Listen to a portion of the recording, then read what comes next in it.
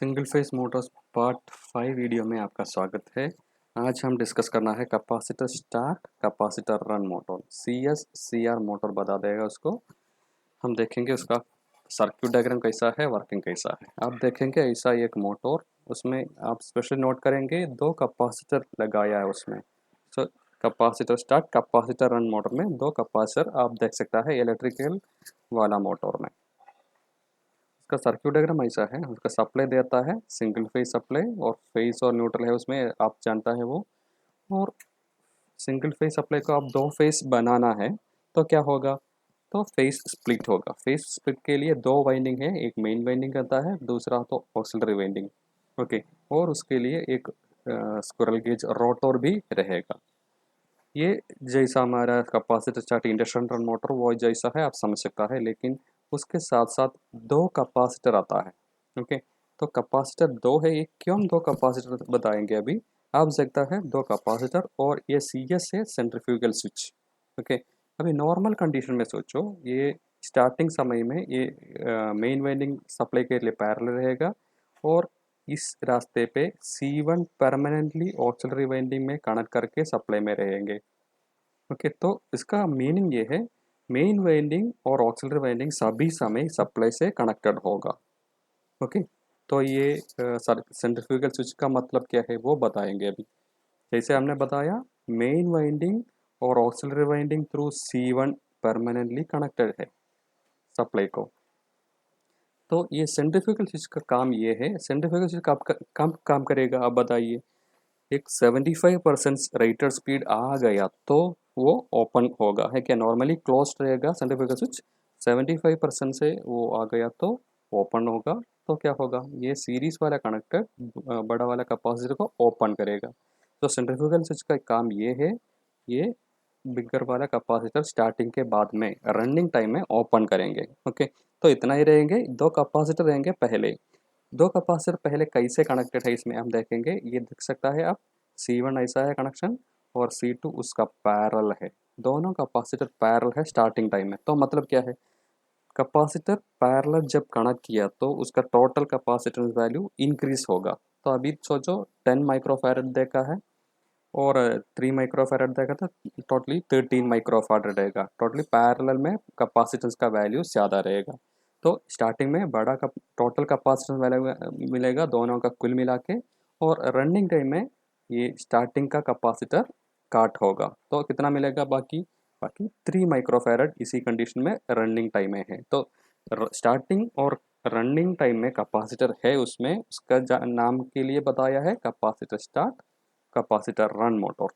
अभी ये कैपेसिटर के बारे में बताएंगे। ये C1 में 3 माइक्रोफैरड है और इतना इम्पोर्टेंट है वो, उसका कंटिन्यूअस ड्यूटी रेटिंग है, पूरा समय ऑपरेट करते ही रहेगा। उसके लिए वो अच्छा पेपर जैसा कैपेसिटर से बनाया होगा। तो कंटिन्यूअस ड्यूटी रेटिंग होने वाला कैपेसिटर है। कंटिन्यूअस ड्यूटी का मतलब क्या है, पूरा समय ऑपरेट करने का अच्छा क्वालिटी है, और रेटिंग उसका है, क्वालिटी का नहीं, रेटिंग ऐसा दिया है। और इंटरमीडिएट तो क्या है, कुछ ही देर, हमको जानता है स्टार्टिंग टाइम तो मिली सेकंड्स होगा, फ्यू सेकंड्स।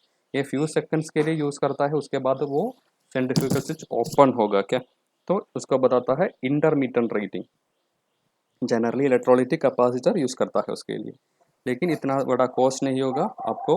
ज़्यादा कैपेसिटेंस वैल्यू है तो भी उसका कॉस्टिंग सेव कर सकता है। तो ये रहा इसका वर्किंग। आप जैसा जानता है इसमें सिंगल फेस आता है, ये स्प्लिटिंग फेस करके उसको रिवॉल्विंग मैग्नेटिक फील्ड आएगा, जैसा हमने पार्ट 1 वीडियो में बताया था। उसके मदद से ये चालू होगा मोटर। तो वर्किंग प्रिंसिपल हमने पहले ही बताया है। ये फेस स्प्लिटिंग इसमें क्या है, कैसे किया, और सेंट्रीफ्यूगल स्विच का फंक्शन क्या है, कैपेसिटर कैसे ऐड करता है, रनिंग टाइम में कौन सा कैपेसिटर रहेगा, स्टार्टिंग टाइम में दोनों कैपेसिटर कुल मिला के रहेगा, इतना ही हमने बताया कैपेसिटर स्टार्ट कैपेसिटर मोटर। ये मोटर ही सिंगल फेस मोटर्स में मैक्सिमम स्टार्टिंग टॉर्क देने वाला मोटर। ओके, दोनों कैपेसिटर है उसके मदद से वो मैक्सिमम टॉर्क देता है। सिंगल फेस मोटर में CSCR मोटर ही मैक्सिमम स्टार्टिंग टॉर्क देता है। अभी हम देखेंगे स्टार्टिंग एंड रनिंग कैपेसिटर का वेव डायग्राम। हमको जानता है ऑक्सिलरी वाइंडिंग में और मेन वाइंडिंग में कितना फेज स्प्लिट है, उतना टॉर्क ज़्यादा रहेगा। अब देखेंगे ये क्या है, स्टार्टिंग एंड रनिंग कैपेसिटर दोनों है, तो मतलब क्या है, ये स्टार्टिंग टाइम में है।